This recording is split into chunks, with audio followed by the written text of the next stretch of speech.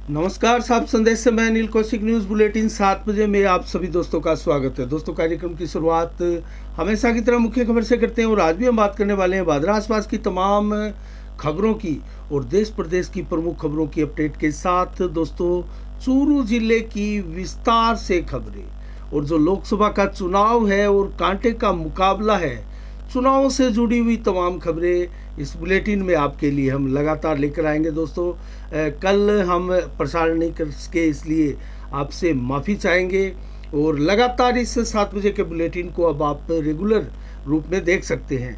और आज दोस्तों हम बात करेंगे कई ऐसी खबरें जो लोकसभा चुनाव से भी जुड़ी हुई है और लोकसभा चुनाव का रिकॉर्ड हम आपको आज बताने जा रहे हैं। और कौन सा परिवार किस कदर आवी रहा है इस चूरू की लोकसभा में, इसको लेकर भी बात करेंगे। और जो राजस्थान की 25 सीटों में सबसे हॉट सीट बन चुकी है चूरू, वो क्यों बनी है और इसका रीज़न क्या है, क्यों राहुल कस्वां या कस्वां परिवार की टिकट कटने से ये टिकट अब भाजपा के भी टारगेट पर आ चुकी है और भाजपा ने भी यहाँ भरपूर संज्ञान लिया है, इसको लेकर भी हम बात करने वाले हैं। तो सारी खबरें आपको चुनाव से जुड़ी हुई और नेताओं के बयान से जुड़ी हुई और फैक्टर से जुड़ी हुई, रिकॉर्ड से जुड़ी हुई वो खबरें बताएंगे। लेकिन जल्दी से मैं आपको आसपास की कुछ खबरें जो ज़रूरी आपके लिए वो बता देता हूं। दोस्तों, भादरा क्षेत्र में भूमाफियाओं का सदैव यहाँ जो है वो आतंक रहा है। आतंक मैं इसलिए कह रहा हूँ दोस्तों, कहीं ना कहीं सरकारी भूमि जहाँ दिखाई दी दोस्तों, वहाँ आपको भूमाफिया मंडराते हुए दिखाई देंगे। और ऐसा 1, 2, 5, 10 ज़मीनों के ऊपर नहीं है, यहाँ भरपूर इस प्रकार के आपको मामले और घटनाक्रम मिल जाएंगे और आपको अनेक ऐसे मामले अदालतों में लंबित भी मिल जाएंगे। एक मामला है दोस्तों, जो विधानसभा चुनाव जब पीछे हुआ था और बलवानपुर यहाँ विधायक बने थे, उसके बाद में ये कब्जा हुआ था दोस्तों। और इसको कब्जा हम इसलिए बता रहे हैं क्योंकि विवाद की भूमि है, कोई इसके डॉक्यूमेंट्स नहीं दिखा रहे हैं। अगर इसके डॉक्यूमेंट्स है तो वो सामने लाए जाए। देर रात्रि को इसमें काम करके कब्जा किया गया, इसमें निर्माण कार्य किए गए। तो कुल मिला के 10 बरानी में मुरबा नंबर 92, 93 और 94, 95 की ये भूमि है दोस्तों। तो कुल मिला के इसके ऊपर अवैध कब्जे की शिकायतें आ रही है और इसको लेकर ये जगह मैं आपको बताऊं तो रेलवे स्टेशन के नज़दीक, जिसको परम जोहड़ के नाम से पहले जाना जाता था दोस्तों, वहाँ ये स्थित है। हमने भी एक इसका समाचार पूर्व में लगाया था और विधायक के संरक्षण में यहाँ जो है कब्जा करने की बात सामने आई थी। अब अकबर पुत्र गफूर खां ने इसको लेकर आपत्ति दर्ज करवाई है और बिमल भानगड़िया की तरफ से भी इसको लेकर आपत्ति दर्ज करवाई गई है। तो क्या इन आपत्ति दर्ज करवाई गई है नगर पालिका में कि इसका पट्टा नहीं बनाया जाए क्योंकि ये विवादित भूमि है। तो कौन इसको सिद्ध करेगा ये विवादित भूमि है और क्या नगर पालिका इसकी समीक्षा करेगी, इसके ऊपर संज्ञान लेगी, ये देखने वाली बात है। हमारी भी नज़रें दोस्तों इस खबर पर ज़रूर लगी हुई है और होली का समय है, होली बेहद नज़दीक है और ऐसे में रंग और गुलाल की दुकानें ना सजे, ऐसा नहीं हो सकता। और धमाल की चंग की थाप आपको ना सुनाई दे, ऐसा भी नहीं है। रेगुलर रूप से भादरा में 2-3 ऐसे डप मंडली के कार्यक्रम होते हैं, लेकिन इस बार सांवरिया डप मंडली द्वारा फाल्गुन महोत्सव का कार्यक्रम एक ही भादरा क्षेत्र में किया जा रहा है। आज उसका जब हम समाचार कह रहे हैं आपको, तो थोड़ी देर बाद में इसका शुभारंभ है और इसके मुख्य अतिथि है महाराजा अग्रसेन ग्रुप के चेयरमैन सुशील गुप्ता, जो कि बामासा है और हर ऐसे धार्मिक आयोजनों के मुख्य अतिथि बनकर वो उनका जो है वो अगुवाई करते हैं। हरियाणा और वृंदावन के डांसर, मथुरा के बांसुरी वादक आदि इसमें कलाकार भाग ले रहे हैं। और दोस्तों ठीक 8:15 बजे इसका उद्घाटन होना है और रेगुलर होली तक ये डप मंडली की डपों की थाप और होली के गीतों की धमाल आपको सुनाई देगी। इसके अलावा बात करें दोस्तों गंगानगर जिले की लोकसभा की, अभी 2-3 दिन में इसकी टिकटें वितरण होने वाली है, चाहे वो कांग्रेस की तरफ से हो या फिर भाजपा की तरफ से। किसको मिलेगी भाजपा में? हालांकि निहाल चंद को भी रिपीट किया जा सकता है, लेकिन कैलाश मेघवाल जो कि एससी मोर्चा के प्रदेशाध्यक्ष है, उनका भी नाम आ रहा है और प्रियंका बेलान का भी नाम आ रहा है। तो वो भी रेस में है।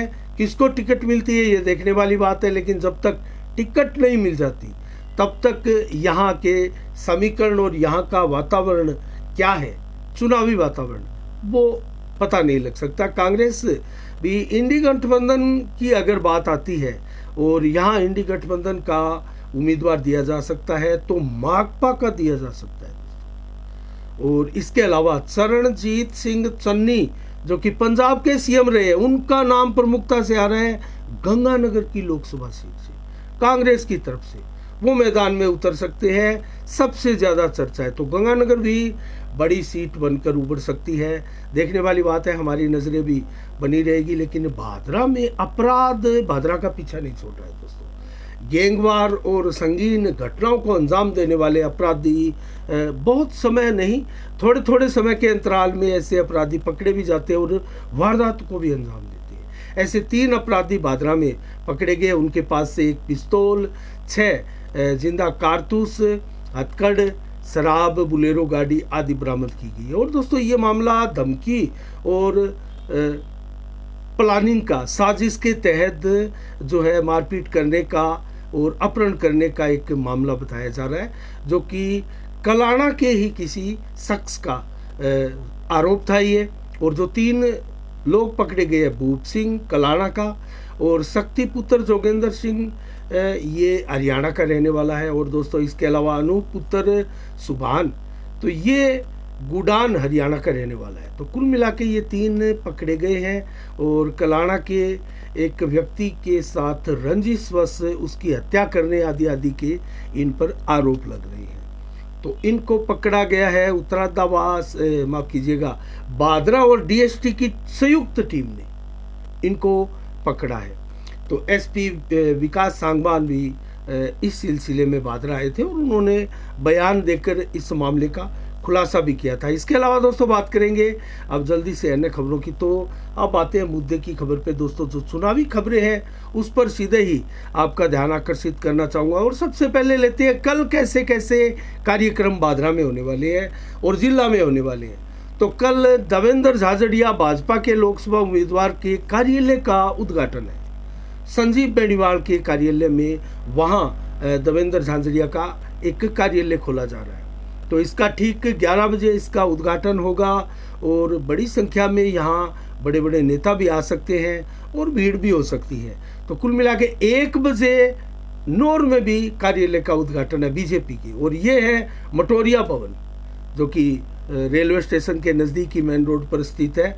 तो यहाँ भाजपा कार्यालय में ही नौर में भी इसका उद्घाटन हो रहा है और भादरा में भी कल इसका उद्घाटन हो रहा है। अगर बात करें आज कौन कौन से कार्यक्रम देवेंद्र झाझड़िया द्वारा किए गए, तो आज कोयना और सरायण ये कार्यक्रम रहे, पुनरास में, गजवास में और आनंद सिंहपुरा में और खरत बाडिया में भी ये कार्यक्रम आयोजित आज किए गए। ताबड़तोड़ जनसंपर्क अभियान दोनों ही नेताओं द्वारा जारी है दोस्तों। और कल जो देवेंद्र झाझड़िया के कार्यक्रम है वो, इसके अलावा मैं आपको बताऊं जो उद्घाटन कार्यालय का उद्घाटन का कार्यक्रम है, उससे पहले चैनपुरा बड़ा में सुबह कार्यक्रम है, उसके बाद में सिद्धमुख में है, उसके बाद में ढाणी बड़ी में और फिर वो भादरा और आगे नौर के अनेकों कार्यक्रम करने वाले हैं। इसके अलावा बात करें राहुल कसवा की, तो राहुल कसवा के भी ताबड़तोड़ आज कार्यक्रम रहे दोस्तों।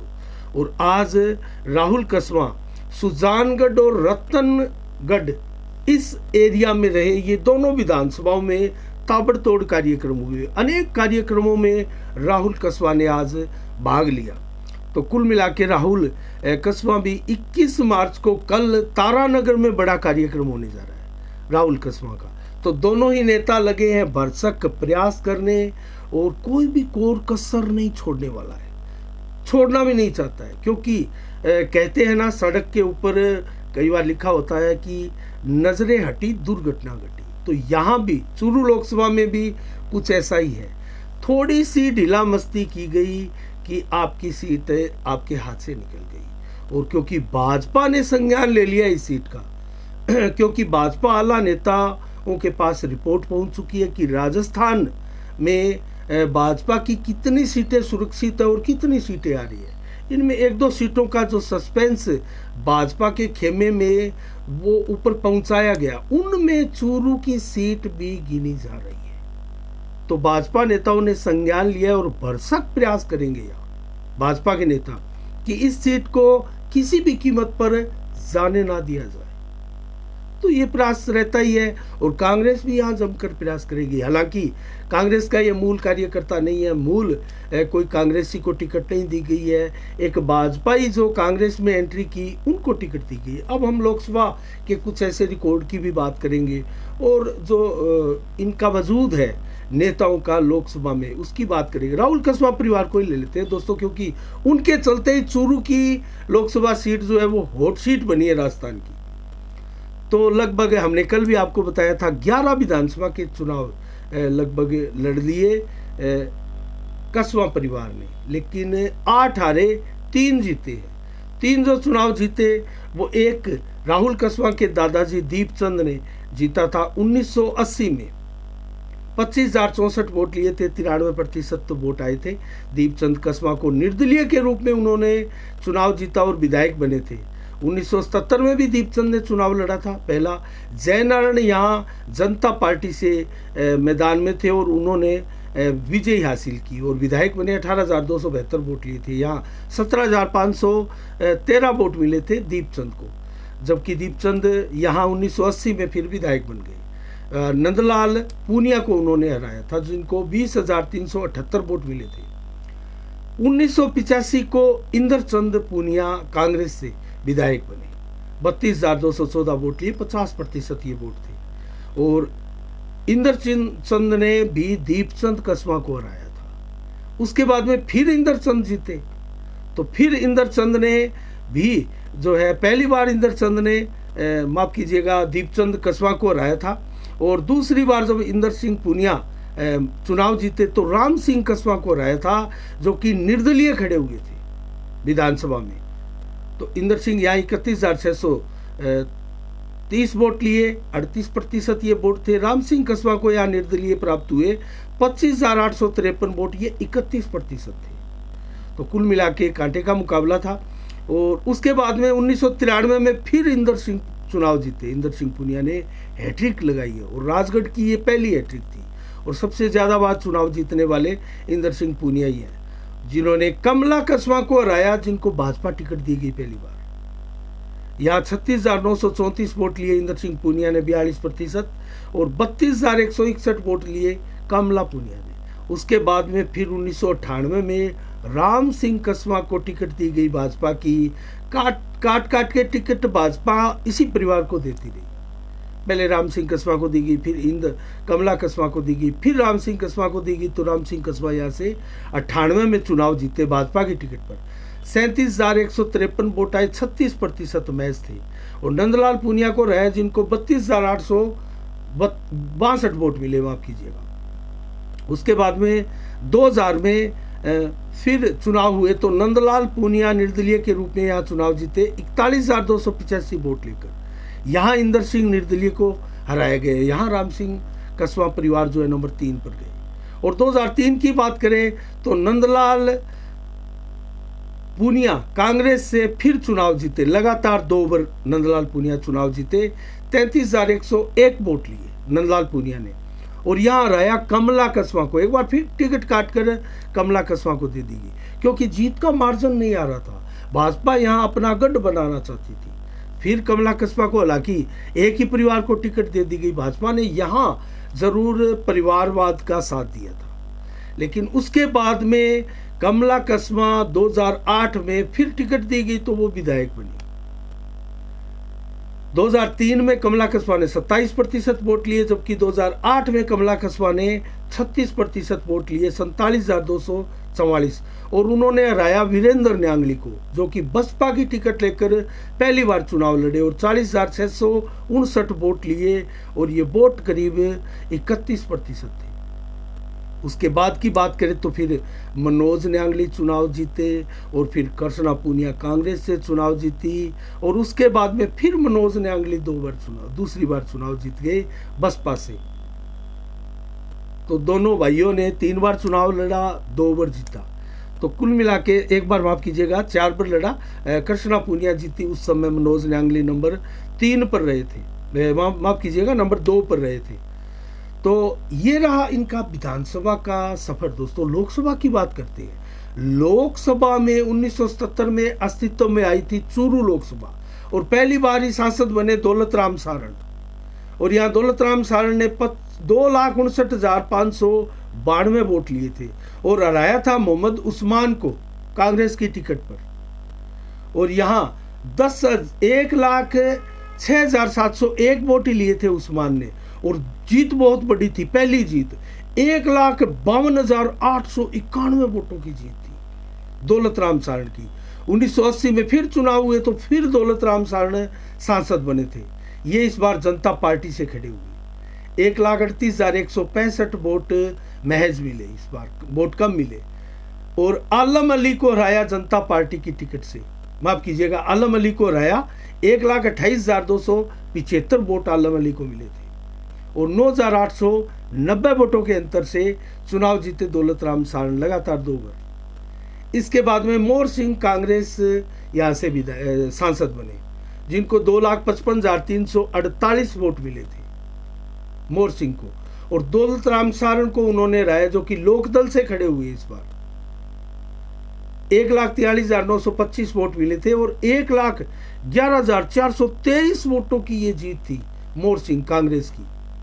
उसके बाद में फिर दौलत राम सारण एक बार सांसद बने, तीसरी बार और अंतिम बार 3 बार सांसद वो बने। तो 1989 को वो फिर सांसद बने दौलत राम सारण। 3,18,907 वोट उनको मिले थे इस बार। 3,18,907 वोट दौलत राम सारण को। नरेंद्र बुडानिया कांग्रेस की टिकट से खड़े थे, उनको हराया। तो नरेंद्र बुडानिया को 1,94,237 वोट मिले और ये जीत रही 1,24,670 वोटों की। बहुत बड़ी जीत इसको हम मान सकते हैं।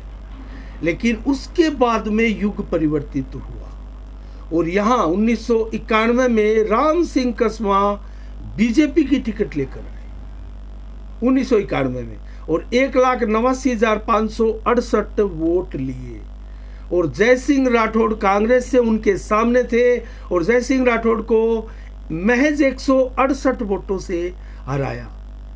1,89,400 वोट लिए जय सिंह राठौड़ ने। तो यहाँ विवाद भी हुआ था, दोनों को जीत के सर्टिफिकेट भी बांट दिए गए थे। राजेंद्र राठौड़ उस समय कसवा परिवार के साथ थे। दारिया इनकाउंटर का जो हुआ उसके बाद में आपको घटनाक्रम, आप बुजुर्ग हैं और राजनीति के ऊपर आपकी नज़र थी तो आपको याद होगा। उसके बाद में राजेंद्र राठौड़ और राम सिंह कसवा परिवार के रास्ते अलग अलग हो गए थे।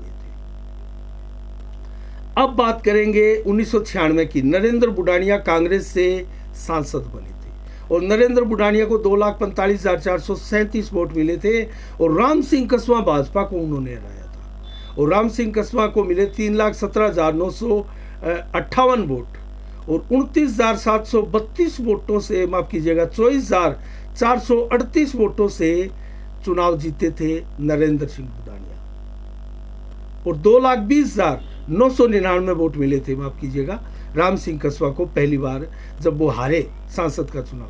दूसरी बार 1998 को फिर चुनाव हुए 2 ही साल बाद, फिर नरेंद्र बुडानिया सांसद बने और नरेंद्र बुडानिया को इस बार मिले थे 3,47,690 वोट और राम सिंह कसवा को हराया। यहाँ राम सिंह कसवा भाजपा से खड़े थे और इस बार राम सिंह कसवा को 3,17,958 वोट प्राप्त हुए थे जब वो दूसरी बार हारे।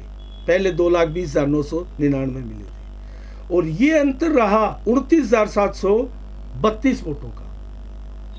अब एक बार फिर 1999 को एक ही साल बाद में फिर चुनाव हुए यहाँ भी सरकारें गिर गई थी उस समय। आपको याद होगा एक एक वोट से वाजपेयी की सरकार एक वोट से गिरी थी। पहले वो 13 दिन पीएम रहे, फिर वो 13 महीने रहे, फिर वो जो है अपना कार्यकाल पूरा कर पाए थे। तो राम सिंह कस्बा 1999 में भाजपा की टिकट मिली और वो सांसद चुने गए थे।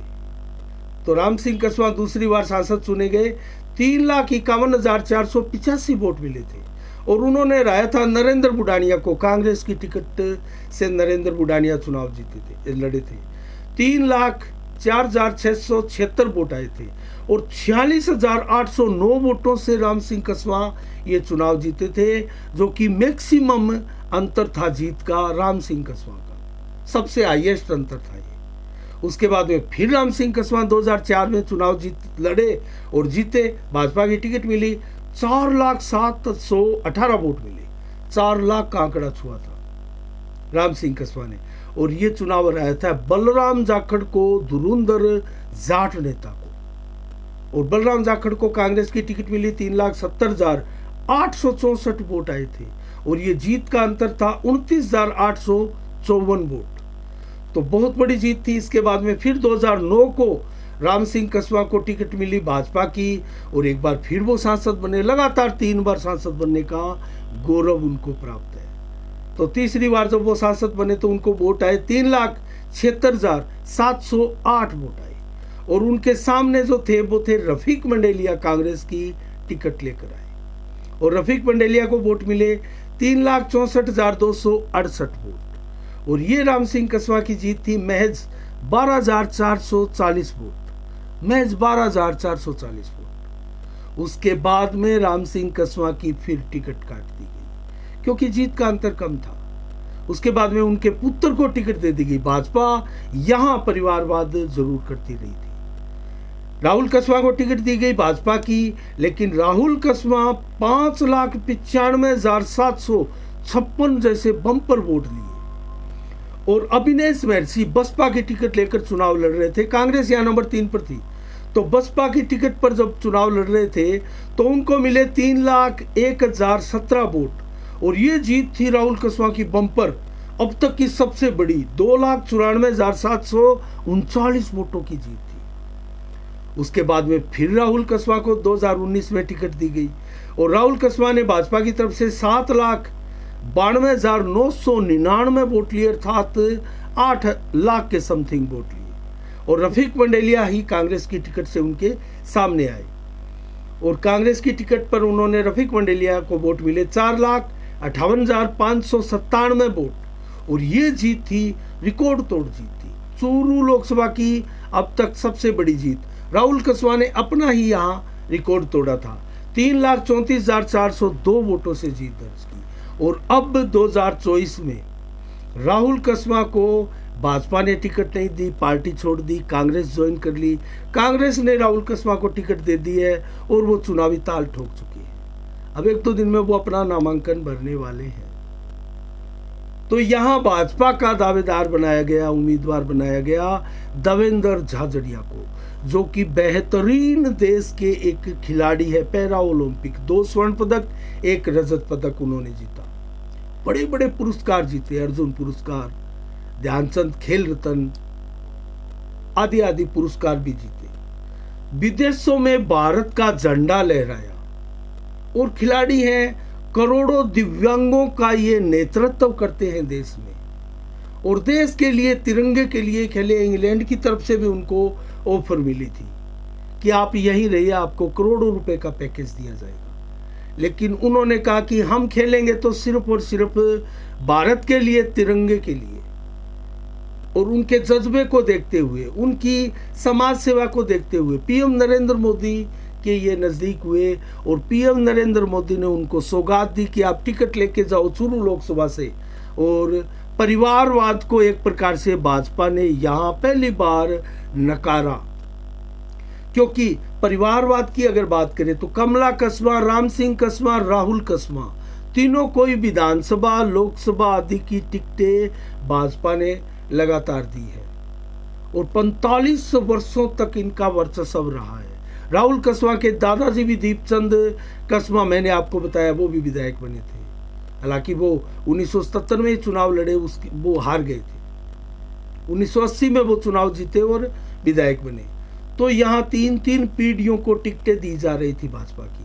पहली बार भाजपा ने यहाँ टिकट काट दी। तूफान खड़ा हुआ है, जातिवाद का फैक्टर चल रहा है। कौन फैला रहा है जातिवाद? क्या जातिवाद से नैया पार होगी किसी उम्मीदवार की?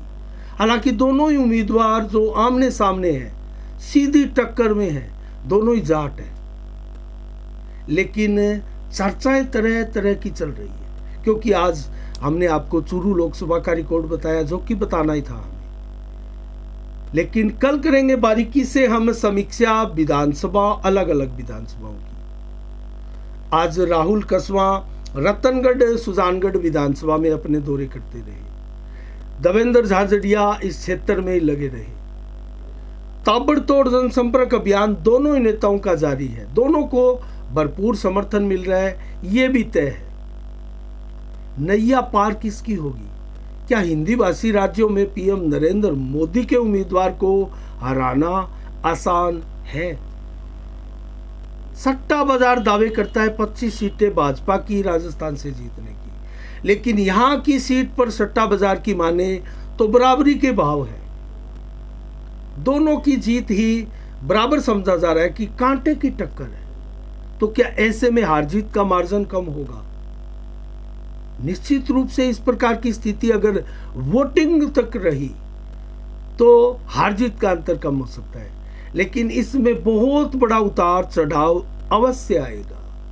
फैक्टर जैसे जैसे खुलकर धुंध छटेगी और फैक्टर्स उभर कर आएंगे, कौन सा फैक्टर कहां से, किस विधानसभा से किसको फायदा पहुंचा रहा है और किसकी वाट लगा रहा है, तो ऐसे में खुलकर इसके समीकरण आपके सामने आएंगे और हम भी आपको विधानसभा बार पूरी चूरू लोकसभा की तस्वीर आपके सामने शीशे की तरह पेश करेंगे।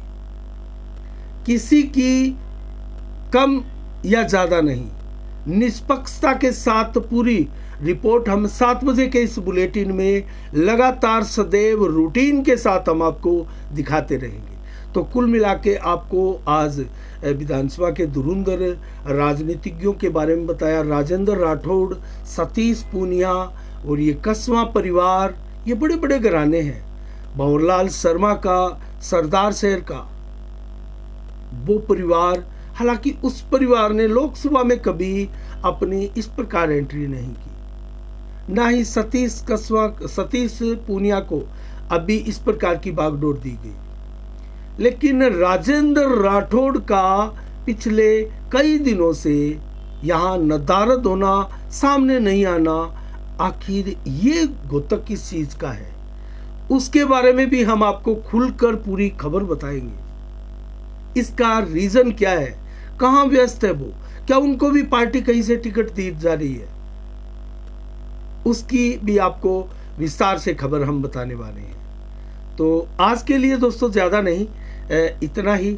लेकिन आज 20 मार्च को विश्व चिड़िया दिवस, विश्व गोरैया दिवस, और इस प्रकार से आज के जो दिवस है दोस्तों वो भी धूमधाम से मनाए जा रहे हैं। और इसके अलावा बात करें, श्री श्याम एकादशी आज के दिन मनाई जा रही है, जिसको फाल्गुन एकादशी भी हम कह सकते हैं। और आज ही के दिन 1727 को निधन हुआ था उस महान गणितज्ञ का, जो कि भौतिक वैज्ञानिक भी थे, देश के प्रमुख दार्शनिक भी रहे हैं, आइजैक न्यूटन, जो कि गणित के महान विद्वान थे। इसके अलावा बात करें दोस्तों आज मौसम के मिजाज की, तो 20 मार्च को आज 34 डिग्री पार कर गया टेम्परेचर। गर्मी प्रचंडता अपनी दिखाती हुई जा रही है। 7 से 14 किलोमीटर की रफ्तार से हवाएं चली, रात्रि को थोड़ी बढ़ेगी। हालांकि बादल भी कुछ छाए रहेंगे। मौसम हालांकि साफ रहा आज। 21 मार्च को कल कैसा रहने वाला है मौसम का मिजाज, 21 से 30 डिग्री टेम्परेचर दिन में ही रहेगा, 32 से 35 डिग्री मैक्सिमम दोपहर तक जाएगा, जबकि देर शाम को 29 से 33 डिग्री और रात्रि को करीब 12 बजे तक 21 से 26 डिग्री टेम्परेचर रहेगा। और उसके बाद में अगर देर रात्रि की बात करें तो ये 18-19 डिग्री तक आ जाएगा। तो कुल मिला के कल की बात करें तो 90 से 100% बादल आसमान में दिन भर छाए रहेंगे। रात्रि को भी कमोबश 100% बादल छाए रहेंगे।